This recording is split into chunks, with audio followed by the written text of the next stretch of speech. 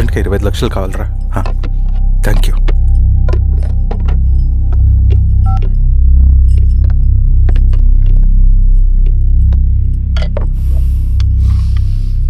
చాలు.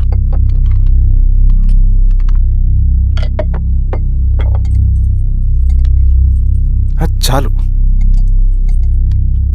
చాలు అని చెప్పాను కదా, అర్థం కాదే? ఏవండి ఏవండి, ఏమైంది స్వప్న? నేను గమనిస్తూనే ఉన్నాను, మీరు ప్రశాంతంగా లేరు. శిరీష, ఆయన బిజినెస్ చాలా ఇబ్బందిగా మారింది. బయట అప్పు తెచ్చి మరీ ఇన్వెస్ట్ చేశారు. వర్క్స్ అన్ని సగంలో ఆగిపోయాయి. కాంట్రాక్టర్స్ కి బాగానే మిగులుతాయి కదా. ఆయన ఏదీ క్లియర్గా చెప్పరు. నేను మాట్లాడినా డబ్బులైతే నేను హెల్ప్ చేస్తాను.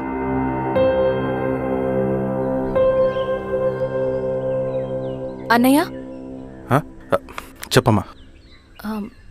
మీరు డబ్బు గురించి ఏదో ఇబ్బంది పడుతున్నారని అర్థమైంది. అవునమ్మా, ఈ ఏజెన్సీ కాంట్రాక్టర్ బతికే ఇంత ఏది సాఫీగా ఉండదు. అన్ని వైపుల నుంచి అడ్డంకులే. ప్రజల ప్రయోజనం కోసం బిల్డింగ్లు బ్రిడ్జ్లు కట్టాలి, అడ్డమైన వాళ్ళకి లంచం ఇచ్చుకోవాలి. ఇప్పుడు ఈ నక్సల్స్ ఒకళ్ళు తయారయ్యారు.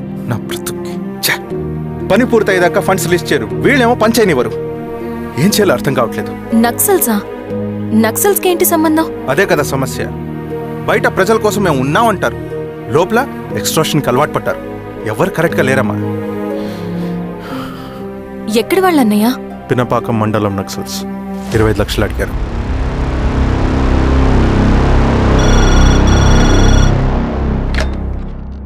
హలో ధర్మ, ఆ సింగన్న దళం గురించి నీకు ముఖ్యమైన విషయం చెప్పాలి.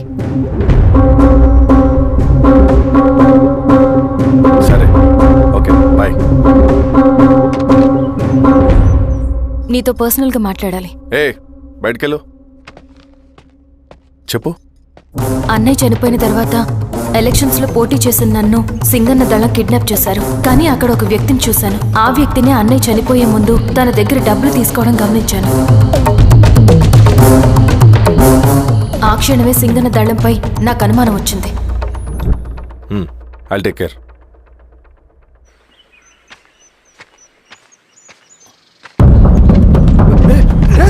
భయపడదు, మీ చంద్రుడు మనుషులు. నన్నేం చేయకండి. కూర్చోబెట్టండి. మీకు కావాల్సింది దీంట్లో ఉంది.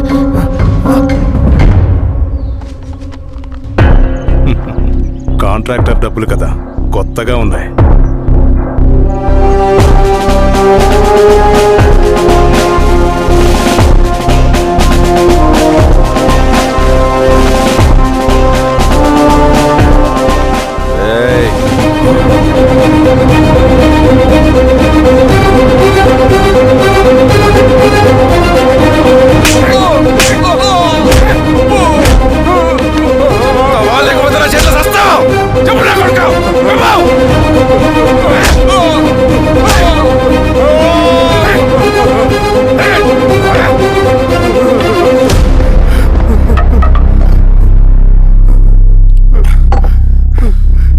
వీళ్ళ అన్న మీదున్న ప్రేమ అభిమానం ముందు మన పోలీస్ లాఠీలు ఓడిపోయాయి.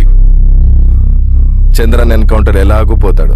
కానీ విచిత్రం ఏంటంటే వాడి భార్య నర్సమ్మ, కూతురు మమత, కొడుకు నరేష్ మరో ఎన్కౌంటర్లో పోవడం చాలా బ్యాడ్ న్యూస్. చెప్పు శిరీష, ఏం చేయమంటావు? నువ్వు ఒక డెసిషన్ తీసుకున్న తర్వాత ఎవరి మాట వినవు కదా. హే దాస్ సార్, రేపు మార్నింగ్ న్యూస్ పేపర్ వద్దని చెప్పు. సరే సార్. తెలిసిన విషయం మళ్ళీ మళ్ళీ చదవాలంటే చాలా బోరింగ్. నేను చెప్తాను సార్, జరిగింది మొత్తం నేను చెప్తాను సార్. సింగన్న దగ్గర నేను 20 సంవత్సరాల నుంచి పనిచేస్తున్నారు సార్. పేదవాళ్ళ కోసం అన్న చేస్తున్న ఉద్యమంలో మేమందరం చాలా కష్టపడి పనిచేసేవాళ్ళం. కానీ ఒకరోజు నేను చెప్పినంత చెప్పి ఈశ్వర్ రెడ్డి దగ్గర 10 లక్షలు తీసుకురండి. దేనికన్నా ఇదంతా? దేనికేంటి? మొన్న ఆ కాంట్రాక్టర్ దగ్గర నుంచి, నిన్న బిల్డర్ దగ్గర నుంచి, ఈరోజు ఈశ్వర్ రెడ్డి దగ్గర నుంచి. అధికారం కోసం. డబ్బు ఉంటే అధికారం వస్తుంది, అధికారం ఉంటే డబ్బు వస్తుంది. నాకు రెండూ కావాలి. హిట్లర్ పెయింటర్ అవుదామని అకాడమీలో జాయిన్ అవ్వాలనుకున్నాడు. కానీ పనికిరాడని చెప్పి రిజెక్ట్ చేశారు. హిట్లర్ ఏం చేశాడు? నాజీ పార్టీ పెట్టి జూస్కి అగేన్స్ట్గా అందరినీ కూడగట్టి ప్రపంచాన్ని ఉనికిచ్చాడు. మొహమ్మద్ అలీ జిన్నా నేషనల్ కాంగ్రెస్ పార్టీలో ఎదగాలనుకున్నాడు, ఎప్పుడూ పట్టించుకోలేదు. ముస్లిం లీగ్ పార్టీ పెట్టి ఇండియాని రెండుగా చీల్చేశాడు. పాకిస్తాన్కి ప్రధానమంత్రి అయ్యాడు. ప్రపంచంలో ఎక్కడైనా సరే 2 కులాలు, 2 మతాలు, 2 ప్రాంతాల మధ్య చిచ్చు పెడితే చాలు, అధికారం వెతుకుంటూ మన కాళ్ళ దగ్గరకు వస్తుంది. జమ్మూ అండ్ కాశ్మీర్ నుంచి మహారాష్ట్ర, గుజరాత్ ఎక్కడైనా సరే, ఎవరైనా సరే ఇదే గేమ్. నేను అంతే, ఒక మామూలు కార్యకర్తగా దళంలో చేరాను నేను. కానీ ఈరోజు న్యూస్ పేపర్లు అయినా సరే, జనాల్లో అయినా సరే, ఎక్కడైనా సరే ఒకే పేరు, Singanna, Singanna, Singanna. And I love that. Naxals కొంటే ఈ అడవినే శాసిస్తాం, రాజకీయాల్లోకి వస్తే రాష్ట్రాన్ని శాసిస్తాం. చంద్ర, మన చదువులకి, మన తెలివితేటలకి ఈ అడవిలోనే మగ్గిపోవాలా? నువ్వే ఆలోచించుకో. ఆ మాటలు విన్న నేను ఆలోచనలో పడ్డాను. తన స్వార్థం కోసం ఉద్యమమును పెడదారి పట్టిస్తున్నాడని అప్పుడే అర్థమైంది. కానీ నాకు వేరే దారి లేదు. సింగన్న ఆదేశం ప్రకారం మేము వెంటనే వెళ్ళి ఈశ్వర్ రెడ్డిని కలిశాం. సింగన్న పార్టీ ఫండ్ కోసం 10 లక్షలు ఇమ్మన్నారు. ఆ డబ్బులు ఇస్తే రైతు కూలీ సమస్య ఉండదని చెప్పమన్నారు. అంత డబ్బా నేనెందుకు ఇవ్వాలి? నువ్వు గెలుస్తావనే భ్రమలో ఉన్నావు. ప్రజలంతా అమాయకులు కాదు రెడ్డి. ఈ ఊళ్ళో ఏం జరుగుతుందో నువ్వు మాకు చెప్పక్కర్లేదు. మీకు పార్టీ ఫండ్ ఇస్తే మాత్రం నేను గెలుస్తానని గ్యారంటీ ఏంటి? తప్పకుండా గెలుస్తావు. ఆలోచించుకో, తెలివైన వాడివి.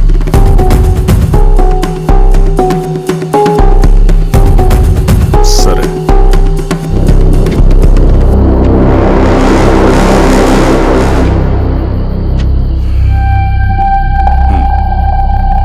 కానీ నాదో కండిషన్.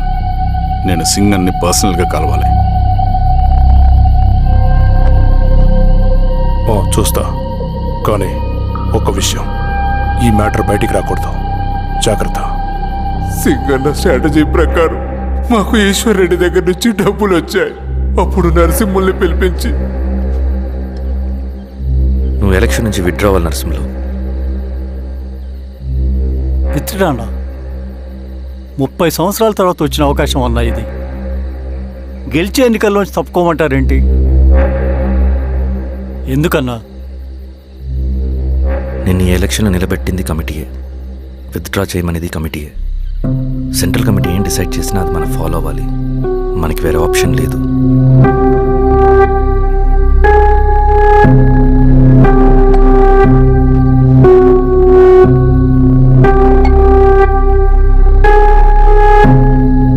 నన్ను నమ్ముకుని చాలామంది ఉన్నారన్నా. మీరొద్దన్నా సరే, నేను ఇండిపెండెంట్గా పోటీ చేస్తా. నీ పట్టుదల నాకు అర్థమైంది నరసింహులు. సెంట్రల్ కమిటీతో మరొకసారి నేను మాట్లాడతాను. కొంచెం వెచ్చి, తొందరపడద్దు. లాల్ సలాం. లాల్ సలాం. తన మాటకి ఎదురు చెప్పిన నరసింహుల్ని క్రూరంగా హత్య చేయించి ఆ హత్యను ఈశ్వర్ రెడ్డి చేయించాడని అందరినీ నమ్మించి ఆ తర్వాత ఈశ్వర్ రెడ్డిని కూడా.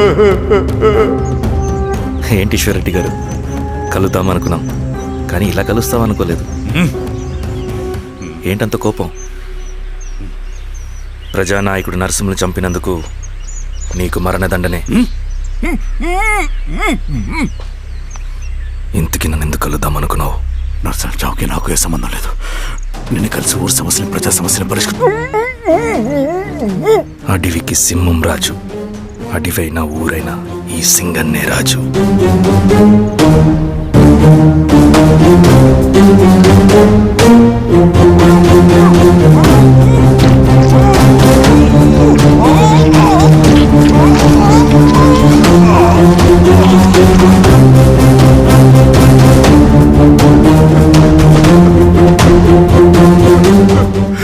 తప్పు చేశావు సార్. మొత్తం సింగన్నే చేశాడు. ఇంకా చెప్పాల్సింది ఏదైనా ఉందా?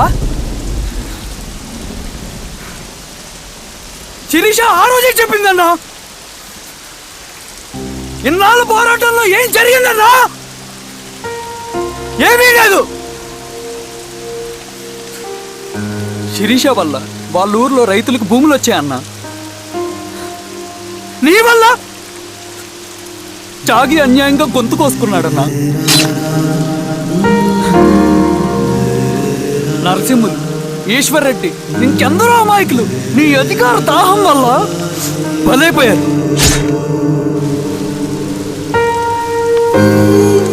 వీరస్వామి, పల్లెనప్పన్, ఇంకెంతో మంది పోలీసులు నీ కుట్రలో కాలిపోయారన్నా. ఏంటన్నా, నీ వెనుకున్న పాపానికి మన దళ సభ్యులు ఎంతో మంది అమాయకులు చచ్చిపోయారు.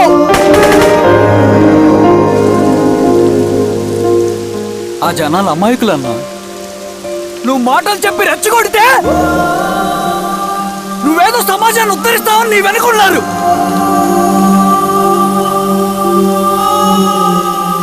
వాళ్ళకి కావాల్సింది కరప్షన్ లేని సమాజం. అది ఊరైనా అడివైనా.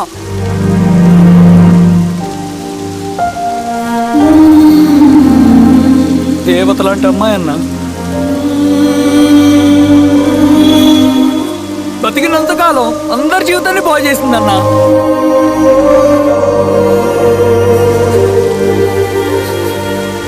నా చేతులతో చంపించావు, నన్ను మనిషిని కాకుండా చేశావు. ఈ జెండా అడ్డు పెట్టుకుని చేస్తున్న దురాఘాతాలు, ఈ సిద్ధాంతపు ముసుగులో జరుగుతున్న హింస, దోపిడీ, మోసం అన్నీ ఆగాలి, ఆగిపోవాలి.